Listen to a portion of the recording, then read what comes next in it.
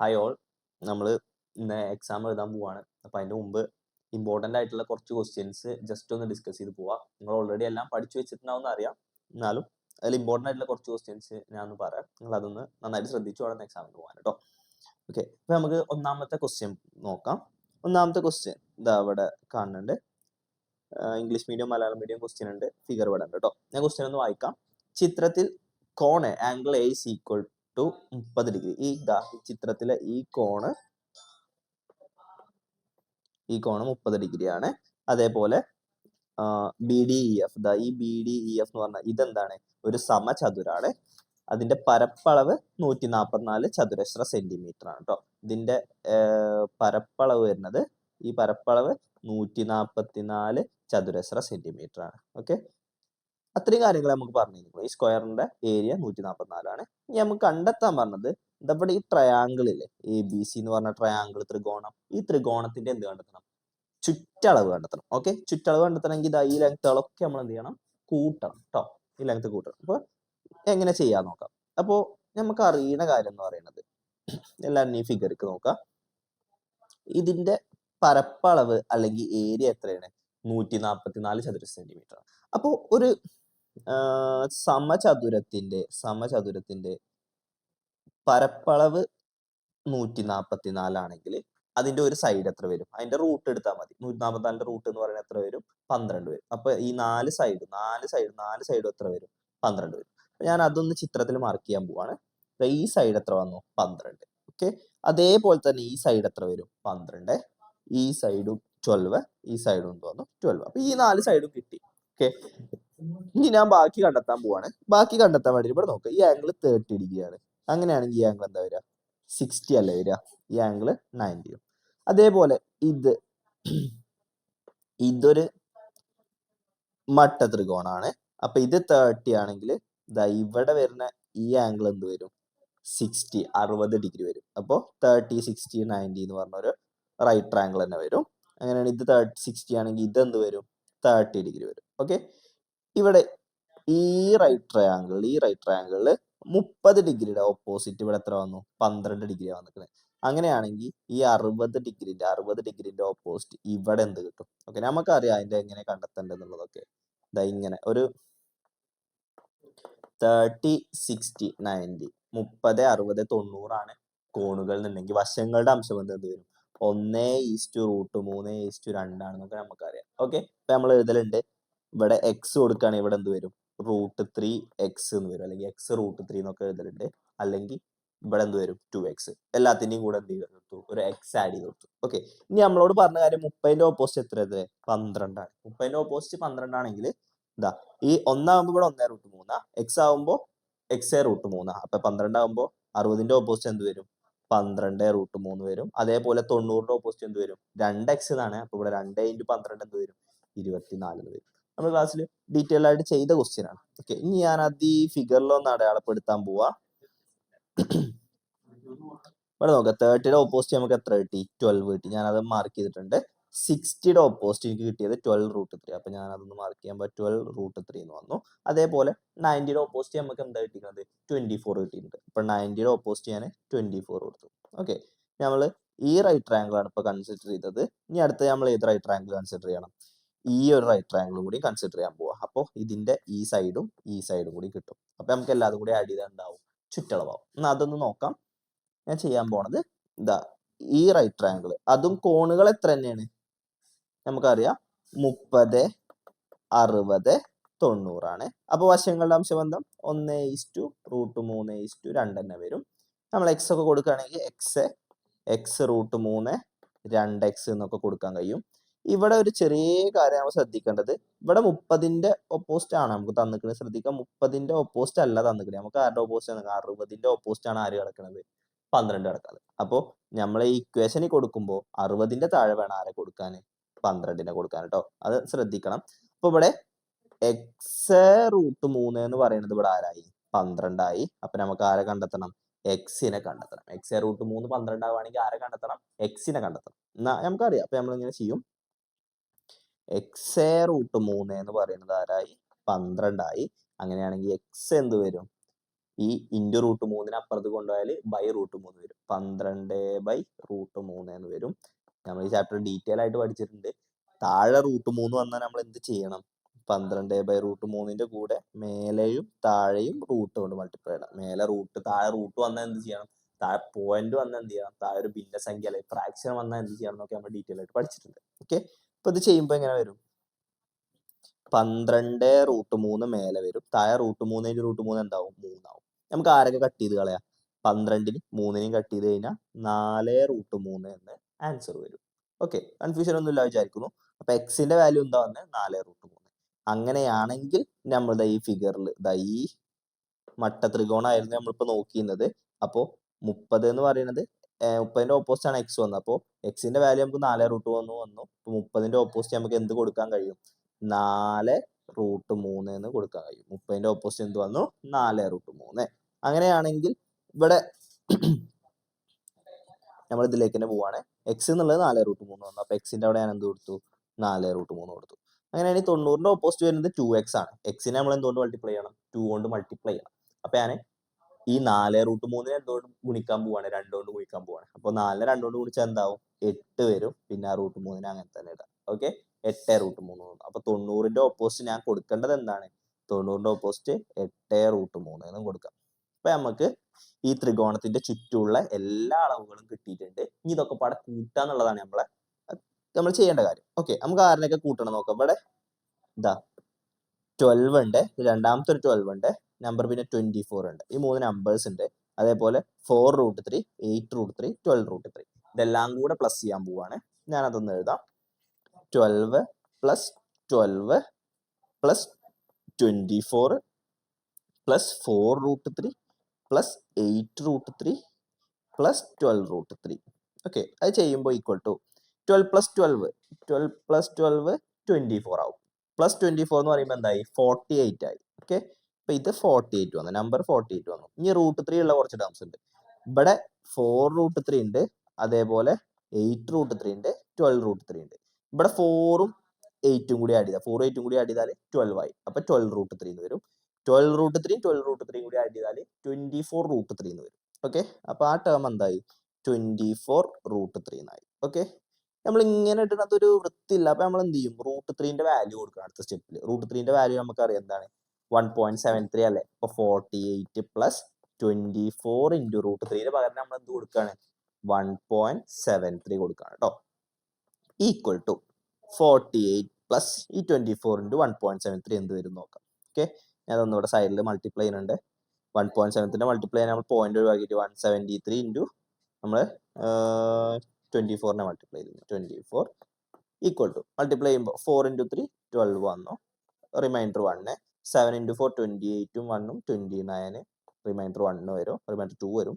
1 × 4 4 4 + 2 6 വന്നു. ഓക്കെ, അതേപോലെ 2 × 3 6, 2 × 7 14, റിമൈൻഡർ 1 വന്നു. 2 × 1 1, 2 × 1 2, 2 + 1 3ഉം വന്നു. ഓക്കെ, ആഡ് ചെയ്യുമ്പോൾ 2 9 6 15 ആണ്, റിമൈൻഡർ 1 വരും. 6ഉം 4ഉം 10 + 1 11 വരും, റിമൈൻഡർ 1 1 + 3 4 വരും. അപ്പൊ ആൻസർ എന്ത് വന്നു?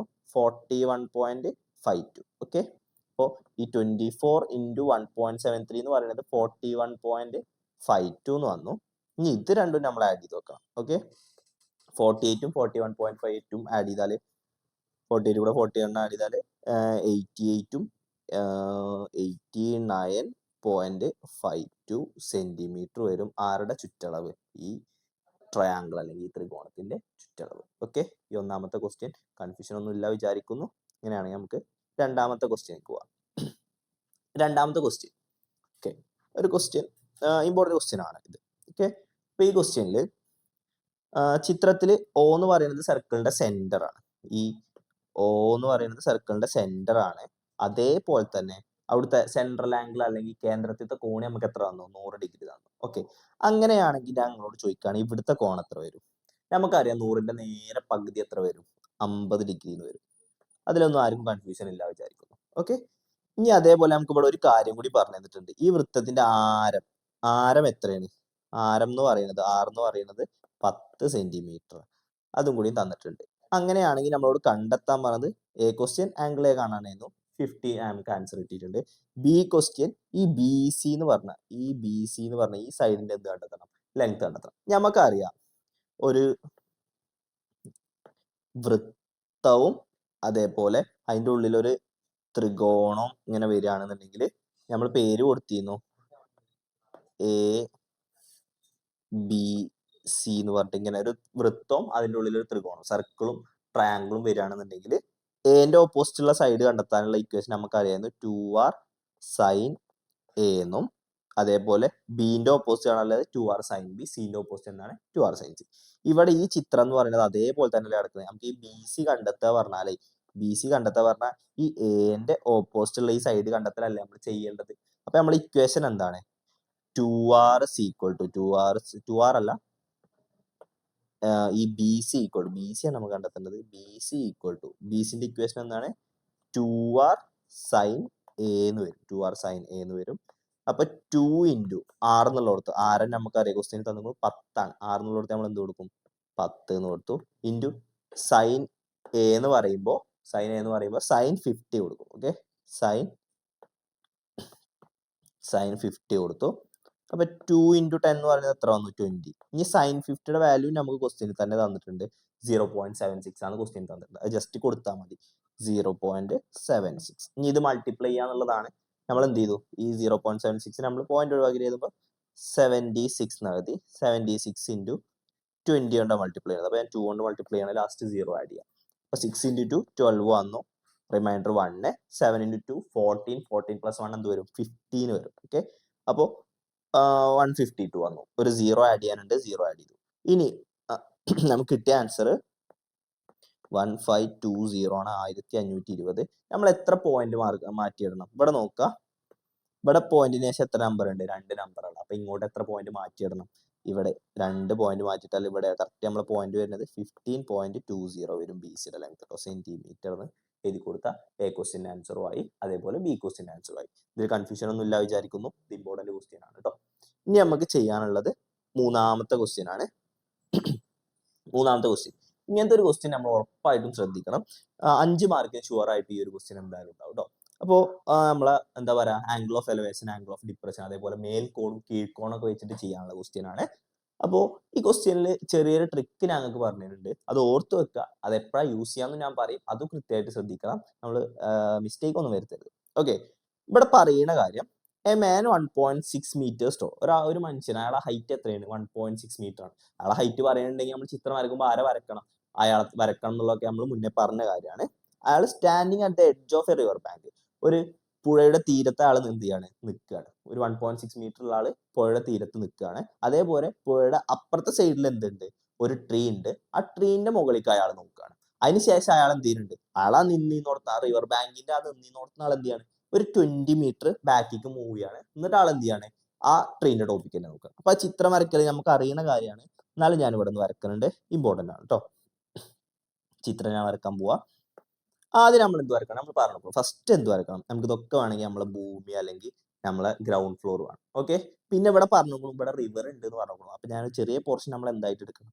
റിവർ ആയിട്ട് എടുക്കണം. അപ്പൊ ഇത് മുതൽ ഇതുവരെയാണ് വിചാരിക്കുന്നത് റിവർ ഉള്ളത്. ഓക്കെ, അപ്പൊ ഇത് റിവർ ആണ്. ഇനി നമ്മളെ മനുഷ്യനുണ്ട്, മനുഷ്യനെ വരക്കണ്ടേ? നമ്മൾ വരക്കേണ്ട കാര്യം മനുഷ്യനെ വരക്കേണ്ടി വരും. പിന്നെ ഇനി ആരെ പറഞ്ഞു? ട്രീയും പറഞ്ഞു. ഇത് രണ്ടും അല്ലെങ്കിൽ അതിനുള്ള ആൾക്കാരുള്ളൂ. നമ്മൾ മനുഷ്യനെയും വരക്കണം, അതേപോലെ ട്രീനെയും വരക്കണം. ഞാനത് വരക്കാൻ പോവാ. ഇവിടെ ഈ പുഴയുടെ ഈ തീരത്ത് എന്തുണ്ട് വിചാരിക്കുക? നമ്മളെ മരം, ട്രീ ഉണ്ട് വിചാരിക്കുക. ഇനി മനുഷ്യനെ വരക്കണല്ലോ അല്ലെ? മനുഷ്യന്റെ ഹൈറ്റ് പറഞ്ഞാൽ നമ്മൾ എന്ത് ചെയ്യണം? മനുഷ്യനെ വരക്കണം. ഞാൻ മനുഷ്യനെ വരച്ചു. ഓക്കെ, മനുഷ്യന്റെ ഹൈറ്റ് 1.6. ഇനി ഇവിടെ നിൽക്കുന്നത് ഈ ചെങ്ങായി എങ്ങോട്ട് നോക്കുകയാണ്? നമ്മളെ മരത്തിന്റെ മുകളിലേക്ക് നോക്കുകയാണ്. അപ്പൊ നേരെ അയാളെ വ്യൂ എങ്ങനെ പോവാ? ഇങ്ങനെ കറക്റ്റ് മേലേക്ക് പോവും. അതേപോലെ ഇനി ഇതേ ആള് എങ്ങോട്ട് നിൽക്കുകയാണ്? ഇതേ ആള് ഒരു 20 മീറ്റർ ബാക്കിലേക്ക് മാറാം. 20 മീറ്റർ ബാക്കിലേക്ക് മാറാണ്. 20 മീറ്റർ ബാക്കി മാറിയിട്ട് അയാളെ ഞാൻ ഇവിടെ വരച്ചു. ഓക്കെ,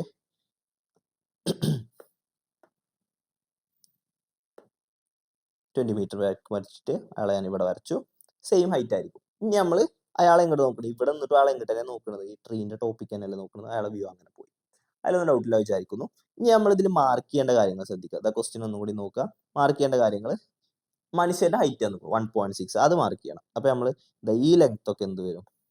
1.6. ഈ ലെങ്ത്തും 1.6. അതേപോലെ തന്നെ ഇത് ഞാൻ സ്ട്രെയിറ്റ് ആയിട്ട് നമ്മൾ ഇങ്ങനെ വരക്കുകയാണെങ്കിൽ ഈ ലെങ്ത്തും എന്ത് വരും? 1.6. ഓക്കെ, അതേപോലെ ഇനി മാർക്ക് ചെയ്യേണ്ട കാര്യം എന്ന് പറയുന്നത് ഫസ്റ്റ് ആൾ നോക്കണേ, അതായത് റിവർ ബാങ്കിൽ നിന്ന് നോക്കണ ആംഗിൾ എന്ന് പറഞ്ഞാൽ എത്രയാണ്? 70 ഡിഗ്രി ആണ്. അതേപോലെ 20 മീറ്റർ ബാക്കിലേക്ക് മാറിയിട്ട് നോക്കണ ആംഗിൾ എത്രയാണ്? 35 ഡിഗ്രി ആണ്. അങ്ങനെയാണെങ്കിൽ ഈ ആംഗിൾ 70 ഡിഗ്രിയും മാർക്ക് ചെയ്തു, ഈ ആംഗിൾ 35 ഡിഗ്രിയും മാർക്ക് ചെയ്തു. ഓക്കെ, ഇനി നമുക്ക് തന്നെ സ്റ്റെപ്പിംഗ് 20 മീറ്റേഴ്സ് ബാക്ക്, അതായത് ഇവിടുന്ന് എത്ര മീറ്റർ ബാക്കിലേക്ക് മാറുന്നത്? 20 മീറ്റർ, 20 മീറ്റർ ബാക്കിലേക്ക് മാറുകയാണ്. അപ്പൊ ഈ ബാക്കിലേക്ക് മാറുന്ന ഈ സൈഡിൽ എത്ര ആയിരിക്കും? 20 മീറ്റർ അടയാളപ്പെടുത്തി. ഇപ്പൊ ഞാൻ തന്ന കാര്യങ്ങളൊക്കെ അടയാളപ്പെടുത്തിയിട്ടുണ്ട്. ഓക്കെ, ഇനി ഞാൻ ചെയ്യേണ്ട കാര്യം ഇവിടെ നോക്കാം. എനിക്ക് കണ്ടെത്തേണ്ടത് ഈ റിവറിന്റെ ഈ ലെങ്ത് ആട്ടോ, ഈ ലെങ്ത് റിവറിന്റെ ഈ വിഡ്ത്ത് റിവർ കണ്ടെത്തണം. അതേപോലെ ട്രീന്റെ ഹൈറ്റ്, ഇത് മുതൽ ഇതുവരെയുള്ള ഹൈറ്റും നമുക്ക് എന്ത് ചെയ്യണം? കണ്ടെത്തണം. അപ്പൊ നമ്മള് ഇതൊക്കെ വരച്ച് കഴിഞ്ഞാൽ നമ്മളെ പ്രശ്നം പിന്നെ എന്താണ്? ചിത്രം വരക്കണം. A B C D E F G എല്ലാത്തിനും പേര് കൊടുത്തിട്ടുണ്ട്. ചിത്രം വരച്ച് കഴിഞ്ഞു, പേര് കൊടുത്തു കഴിഞ്ഞു. ഇനി നമ്മൾ ചെയ്യേണ്ട കാര്യം ഇവിടെ ഒരു ചെറിയൊരു കാര്യം. ഓക്കെ, ഇവിടെ ശ്രദ്ധിക്കുക. അപ്പൊ മിക്കവാറും ഈ ക്വസ്റ്റ്യൻ ഇങ്ങനെ തന്നെ ആയിരിക്കും തരിക. ഒരു മോസ്റ്റ് എല്ലാ കേസിലും നമ്മളെ ക്വസ്റ്റ്യൻ പേപ്പറിൽ കിടക്കുന്ന ക്വസ്റ്റ്യൻസ് ഒക്കെ ഇങ്ങനെ തന്നെയാണ്. ഇങ്ങനെയാണെങ്കിൽ ഒരു എളുപ്പ വഴിയുണ്ട്. അതായത് ഈ ആംഗിൾ 35ഉം ഈ ആംഗിൾ 70 അല്ലേ, നേരെ ഡബിൾ ആയിട്ടല്ലേ വരുന്നത്. ഇപ്പൊ നേരെ ഡബിൾ ആണെങ്കിൽ മാത്രമേ നിങ്ങൾ ഈ ട്രിക്ക് യൂസ് ചെയ്യാൻ പാടുള്ളൂ. ഇപ്പൊ 30ഉം 60 ആണെങ്കിൽ, അല്ലെങ്കിൽ ഒരു 40ഉം 80ഉം ആണെങ്കിൽ, നേരെ ഡബിൾ ആണെങ്കിൽ മാത്രം നിങ്ങൾ എന്ത് ചെയ്യാറിയോ? ഈ ആംഗിൾ ഒന്ന് കണ്ടെത്തി വെക്കുക. ഈ ആംഗിൾ നമുക്കറിയാം, ഇത് 70 ആണെങ്കിൽ ഇത് എത്ര വരും? 110 ഡിഗ്രി വരും. ഓക്കെ, അതേപോലെ ഇത് 110ഉം ഇത് 35ഉം ആണെങ്കിൽ ഈ ആംഗിൾ 35 തന്നെ വരും കേട്ടോ. അപ്പൊ ഇത് എന്ത് ട്രയാംഗിൾ ആയി? ഈ കാണുന്ന ട്രയാംഗിൾ ഐസോസിലസ് അല്ലെങ്കിൽ സമപാർശ്വ ത്രികോണായി. ഓക്കെ, അങ്ങനെയാണെങ്കിൽ ഈ 35ന്റെ ഓപ്പോസിറ്റ് ഇവിടെ 20 ആണെങ്കിൽ ഈ 35ന്റെ ഓപ്പോസിറ്റ് ഇവിടെയും നമുക്ക് എന്തെന്നെ കിട്ടണം? 20 തന്നെ കിട്ടണം. ഓക്കെ, അതല്ലാന്നുണ്ടെങ്കിൽ നമ്മൾ എക്സ് ഒക്കെ എടുത്തിട്ട് ചെയ്യേണ്ടിയിരുന്നു. പക്ഷെ ഇവിടെ അതിൻ്റെ ഒന്നും ആവശ്യമില്ല. നമ്മൾ ഇതെന്താണ്? ഐസോസിലസ് ട്രയാംഗിൾ അല്ലെങ്കിൽ സമപാർശ്വ ത്രികോണാണ്. ഇത് എപ്പോൾ മാത്രമേ യൂസ് ചെയ്യാൻ പറ്റുള്ളൂ?